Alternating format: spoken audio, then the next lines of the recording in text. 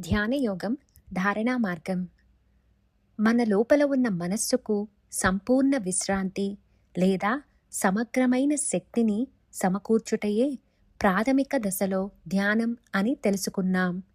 ధ్యాన స్థితిని పొందుటకు ముందు చేసే ప్రయత్నమే ధారణ అని అంటారు. ధ్యాన స్థితిలో సంపూర్ణ అనుభూతిని పొందడమే ఆనంద స్థితి. బయట ప్రపంచంలో మన బయటి శరీరాన్ని ఆధారంగా చేసుకొని లోపలి మనస్సుకు సంబంధించిన అభ్యాసం మొదలవుతుంది.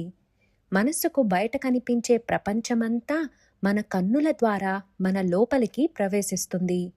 మన లోపల జరిగే సాధనకు బయట ప్రపంచంతో అవసరం లేనందున మనం ముందుగా కన్నులు మూసుకోవడం మొదటి ప్రక్రియ.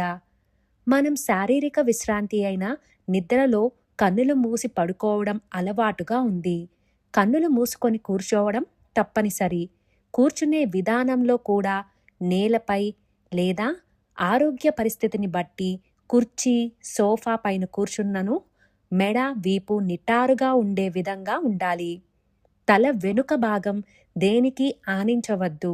ప్రారంభంలో ఉదయం నిద్రలేవగానే తిరిగి రాత్రిపూట పడుకునే ముందు ఒక 5 నిమిషాలు కూర్చోవడం రెండవ ప్రక్రియ. కన్నులు మూసుకొని కూర్చొని ఏం చేయాలి అనే ప్రశ్న వస్తుంది.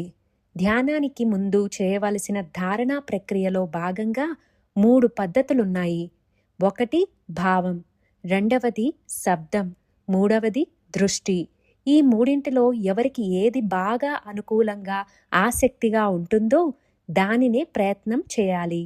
భావం అంటే ఒక నిశ్చయమైన ఆలోచన లేదా జ్ఞానపరమైన సంకల్పం. రెండవదైన శబ్దం అంటే మన పూర్వీకులైన ఋషులకు మనకు అనుగ్రహంతో ప్రసాదించిన మంత్రం. చివరిదైన దృష్టి అంటే ఏదో ఒక ఆకారంతో కూడి ఉన్నది. ఈ మూడింటిలో ఏదో ఒక దాని ద్వారా మనం ధ్యానంలో ఉండుటకు అభ్యాసం చేయుట 3వ ప్రక్రియ. ధ్యానప్రస్థం.